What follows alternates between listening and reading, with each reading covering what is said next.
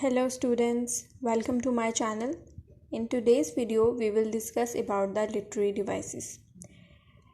If you have watched my previous video, it was also literary devices. It was part 1, here it is part 2.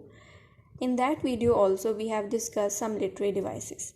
There are lots of literary devices that the writer use for the better presentation of his writing and for the better understanding of the reader also, right? So we will discuss all these literary devices step by step. It may be long, so I will share all these videos in parts, right? I hope it will be clear to you, and I hope you can understand it in a better way. Okay, so let's discuss some other most important literary devices. Okay, so here we have amplification. Amplification is a literary device. What is amplification? Let's see. Amplification refers to a literary practice wherein the writer embellishes the sentence by adding more information in order to increase its worth and understandability. When a plain sentence is too abrupt and fails to convey the full implications desired, amplification comes into play when the writer adds more to the structure to give more meaning. So many times it happens, even if we are speaking something, right? Many times if it happens that if a person is saying something, right, so the sentence is incomplete, or you can say the sentence is not clear. So what that person do, what he does, that he add one more sentence, right, with that sentence in order to increase its worth and in order to make it more clear.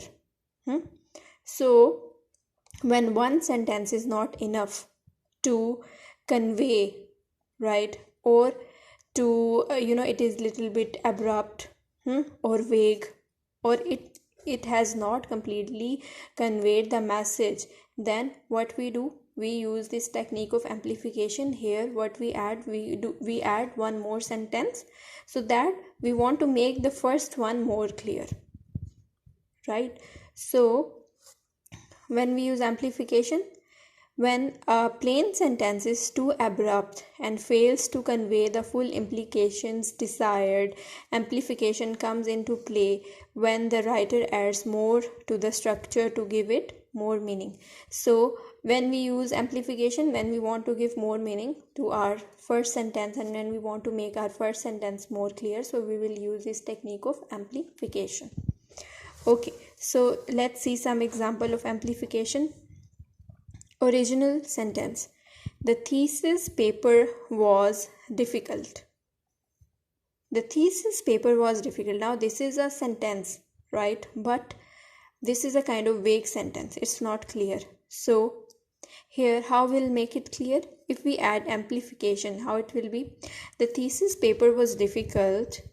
It required extensive research, data collection, sample surveys, interviews. So now you can see that now this sentence is more clear. The thesis paper was difficult. I'll repeat it again. The thesis paper was difficult. It required extensive research, data collection, sample surveys, interviews. So it's next page also. And a lot of field work. So now you can see that this sentence is now clear, right? So what is that? That is amplification. Basically, when we want to make our sentence clear by adding one more sentence or by adding something additional in it, so that technique is called amplification. Okay, let's move on to the next technique. What is that? Antithesis. Now what is antithesis?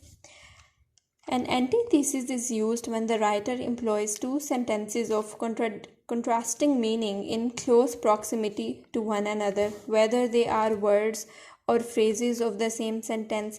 An antithesis is used to create a stark contrast using two divergent elements that come together to create one uniform whole. So basically, what is antithesis?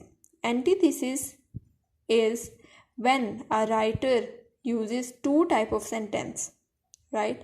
And that sentence is also having contrasting meaning, means very opposite meanings. But what the writer do, he bring them closer to one another, right? Maybe they can be words, maybe they are phrases. So why the writer does so? Because he want to create contrast, he want to make a comparison between two things. So that is why he uses this technique of antithesis. An antithesis is used to create a contrast using two divergent elements that come together to create one uniform whole. An antithesis plays on the complementary property of opposites to create a vivid picture. The purpose of using an antithesis in literature is to create a balance between opposite qualities and lend a greater insight into the subject. So basically, what is the purpose of antithesis? The purpose of antithesis is to create a balance between two opposite things. To create a balance between two opposite things and to bring a great insight into the subject. So antithesis is very important, right? So why it is important? When we are comparing two contrasting thing, but in the same effect, to create a same effect in the same sentence. So this is very important. Let's see some example of antithesis. Okay, so let's see an example.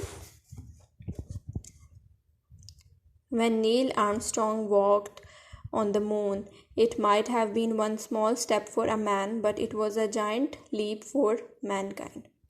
So what is that? That is antithesis. Here what you can see, that we are saying that Neil Armstrong walked on the moon. It was a small step for the man, but it was a great step for the mankind. So here you can see that two contrasting things, but we are using them together in one sentence to create one meaning, to create one type of sentence, right? So that is antithesis. Now let's see analogy. What is analogy? An analogy is a literary device that helps to establish a relationship based on similarities between two concepts or ideas. By using an analogy, we can convey a new idea by using the blueprint of an old one as a basis of understanding with the mental linkage between the two. So basically, what is analogy? Analogy is a literary device that we use to help. Why? Because we want to establish a relationship based on similarities between two concepts or two ideas. So again I will repeat, what is analogy? It is a literary device that help the reader to create a relationship which is based on similarities between two concepts or ideas. By using an analogy, we can convey a new idea by using the blueprint of an old one as the basis of understanding. With a mental linkage between the two, one can create understanding regarding a new concept in a simple and succinct manner. So basically, what is analogy? Analogy is when it is a literary device that is used to create a relationship which is based on similarities between two things or two ideas.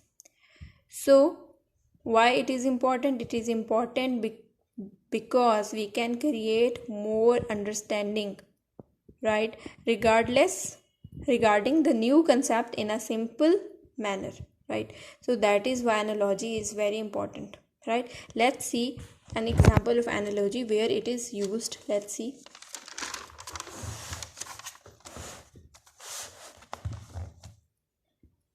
Example: in the same way as one cannot have the rainbow without the rain, one cannot achieve success and riches without hard work. So here you can see that we are comparing two things.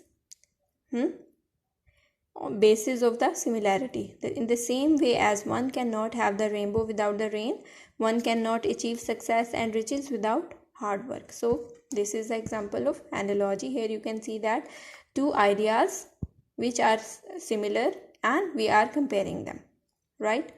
Okay, now let's see the next one. What is that? This one is characterization. What is characterization?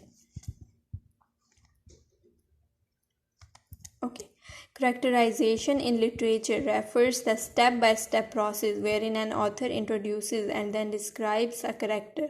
The character can be described directly by the author or indirectly through the actions, thoughts, and speech of the characters. So what is characterization? It is a literary device, right? So basically it is a step-by-step process in which what happens in which an author introduces the character, he describes the character, right? The author can directly describe it, or the author can describe it through thoughts or through the speech of the other characters, right? So that is called the technique of characterization. Okay, now let's see an example. Michael Corleone was not just a mafia but a family man, a man who walked the knife's edge to preserve his sanity.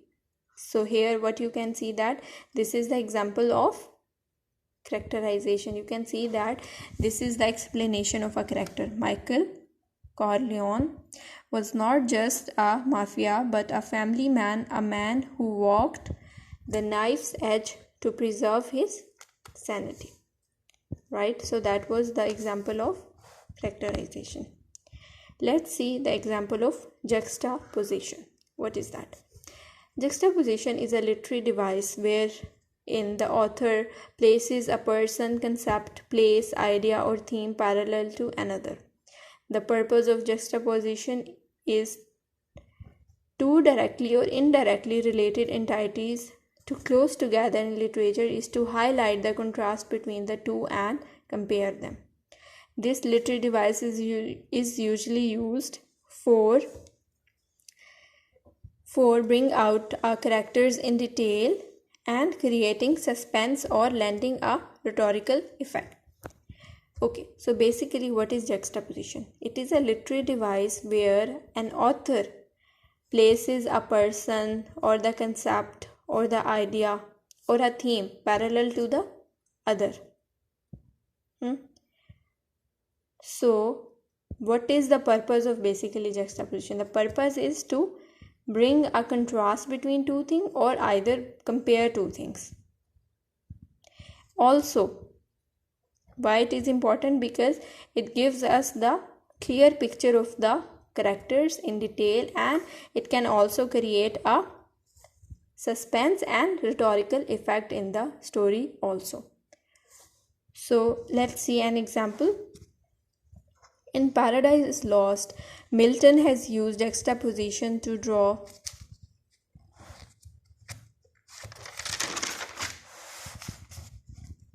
a parallel between the two protagonists, Saturn and God, who he discussed by placing their traits in comparison with one another to highlight their differences. So in Paradise Lost, what happens that Paradise Lost, everybody has read this. It is in this Paradise Lost, who is the writer? Milton. He brings two parallels, right? What he do? He used this juxtaposition. Why?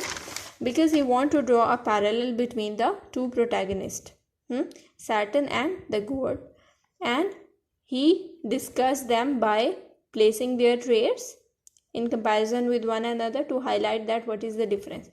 Protagonist means there were two heroes, Saturn was also there and God was also there. So Milton discussed both of the traits of these two characters. And why he does so? Because he want to compare them, contrast them, he want to highlight the differences also. Okay, now let's see this one. I hope it is clear to you. Now let's see the next one. This is simile. Okay, marked by the use of the words like or as, similes are one of the most commonly used literary devices. Similes draw a parallels or comparison between two unrelated and dissimilar things, people, beings, places, and concepts. By using similes, a greater degree of meaning and understanding is attached to an otherwise simple sentence. So basically, what is simile? Simile means it is basically one of the most commonly used literary devices. Why we use this? When we are drawing the comparison between two dissimilar things. Two things that are not similar, or two people or places or concept, right? So why we use simile? By using similes, a greater degree of meaning and understanding is attached to an otherwise simple sentence. It gives a greater meaning and it gives a greater understanding to the text. So that is why we use simile when we are comparing two things, when we are comparing two things or people who are not same but we are comparing them, right? Okay, now the reader is able to better understand the sentiment the author wishes to convey. So what is the benefit of simile? That the reader understand the sentiment of the author and he understand what basically the writer want to convey. So that is called simile, right? So let's see an example of simile. He is like a mouse in front of the teacher. He is like a mouse. So here you are saying that this person is like a mouse. This person is like a mouse. So that is simile. He is like a mouse in front of the teacher. So that is the example of simile. He is like a mouse in front of the teacher. So here that person is being compared to the mouse, right? These are two they are not similar, but we are comparing two things, right? Why? Because we want a better understanding, we want a better idea. So that was all. This was today we discuss simile, today we discuss juxtaposition.